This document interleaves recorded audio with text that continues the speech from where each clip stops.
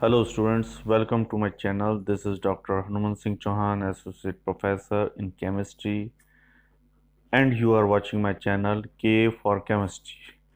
Now look on the screen. This is Born-Haber cycle.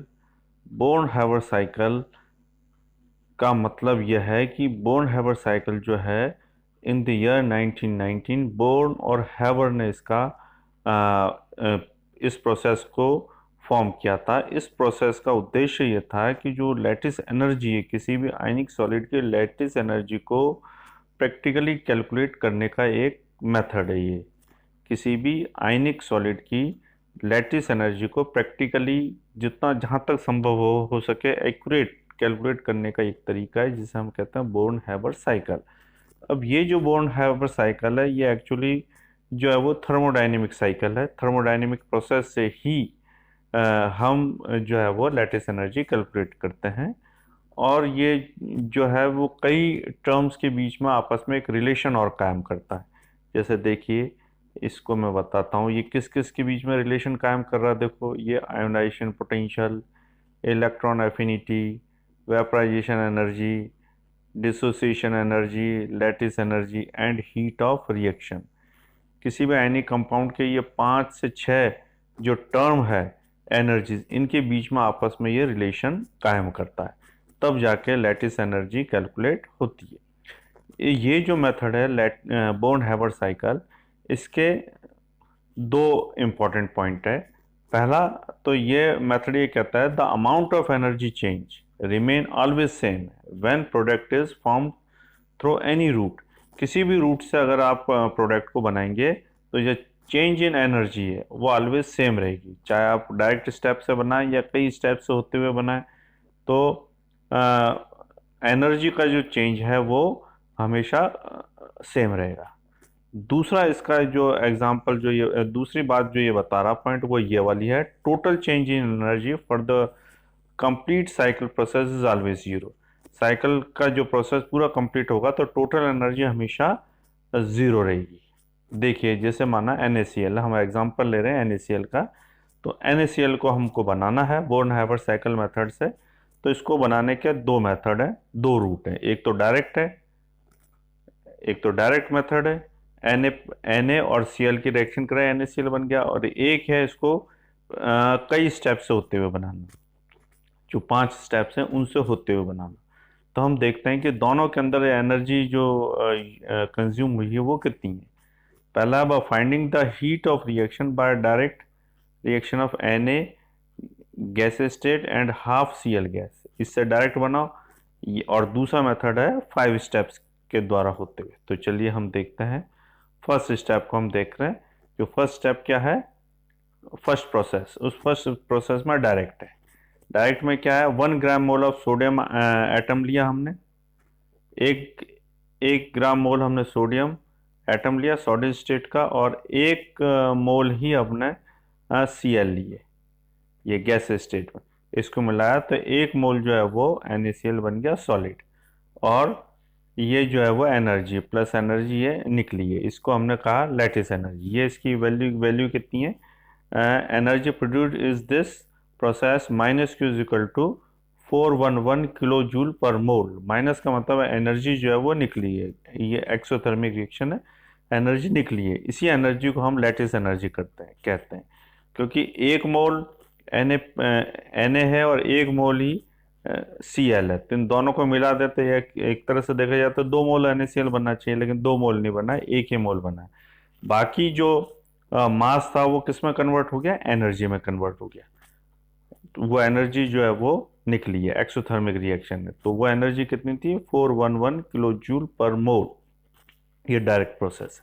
अब इसी NaCl को हम कई स्टेप से होते हुए बनाएंगे, और हर स्टेप में एनर्जी निकली है या ऐड की हुई है, उन सबको एनर्जी का टोटल लेंगे। फिर हम देखते हैं कितना एनर्जी खर्च हुई है या कितनी एनर्जी गेन हुई है। तो जो सेकंड प्रोसेस है, जो कई 5 स्टेप्स से होकर जा रही है, उसमें से पहली स्टेप है हमारी Na जो सॉलिड स्टेट में, उसको हम Na गैस स्टेट में कन्वर्ट करेंगे, पहली स्टेप। तो Na सॉलिड से Na गैस में कन्वर्ट करने के लिए कौन सी एनर्जी लगती है, सब्लिमेशन एनर्जी लगती है। तो सब्लिमेशन एनर्जी जो होती है वो सॉलिड को गैस में कन्वर्ट करने में काम आती है। तो ये वाली एनर्जी जो है वो दी जाती है, एनर्जी दे रहे हैं हम, तो दे रहे हैं तो ये एनर्जी क्या है, खर्च हो रही है। तो ये एनर्जी है 109 किलो जूल, ये लिखा हुआ 109 kilo joule. Converting any metal from solid state to gaseous state directly without converting it to liquid is called sublimation energy. तो ये एनर्जी यहाँ पर खर्च हुई है, क्योंकि एनर्जी दी है इसलिए ये रिएक्शन है एंडोथर्मिक रिएक्शन, प्लस एस लिखा है हमने। ठीक है, अब दूसरा हम देखते हैं, सेकंड स्टेप है conversion of gases sodium metal into Na+।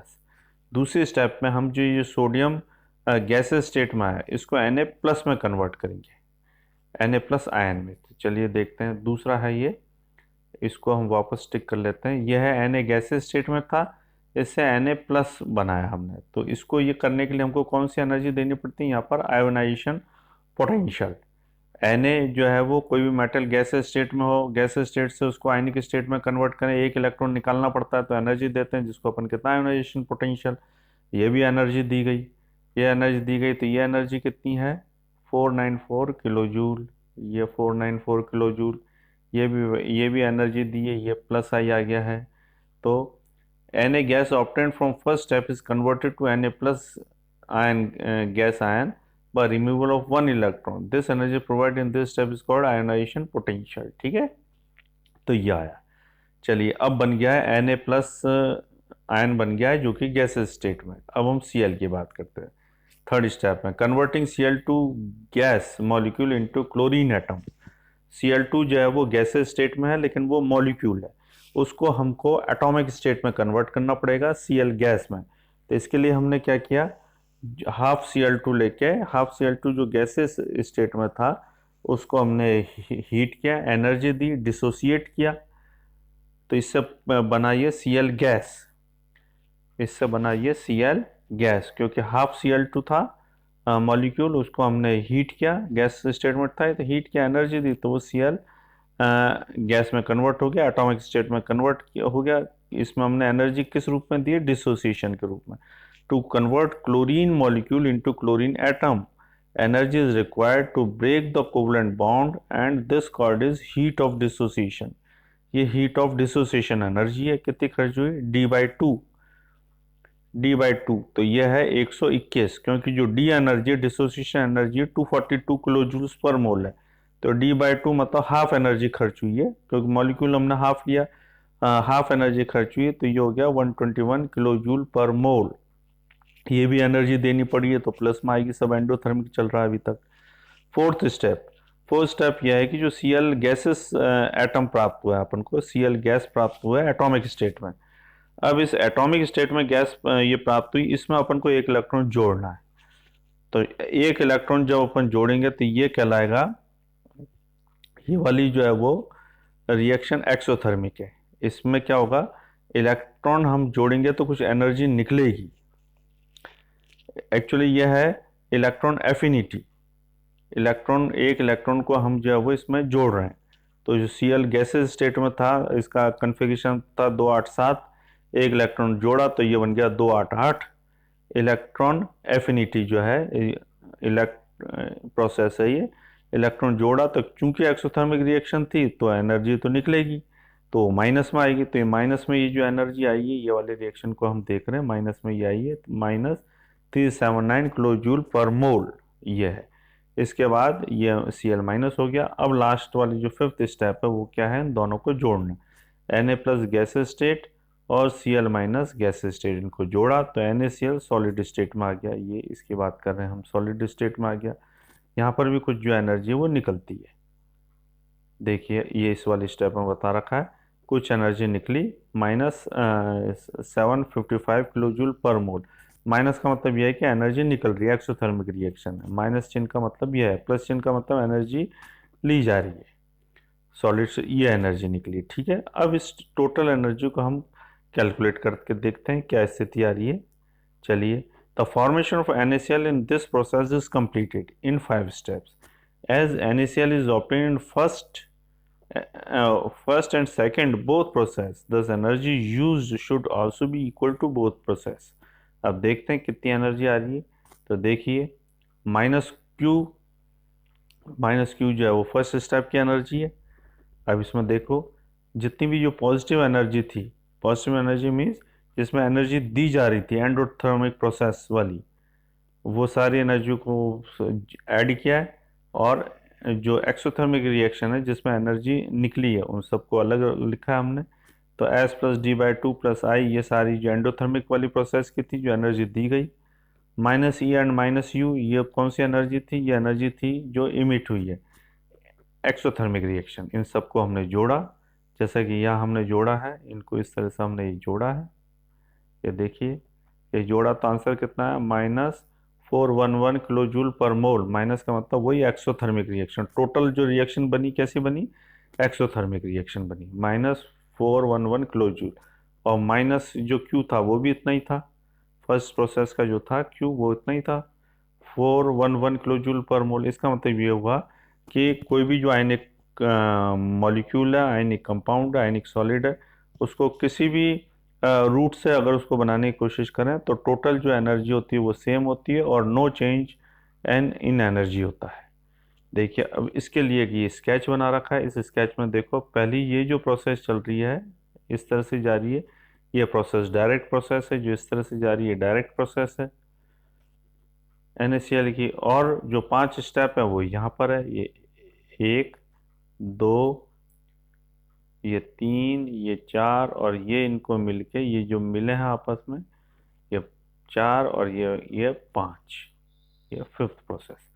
इस तरह से ये, इसे हम कहते हैं बोर्न हैबर साइकिल।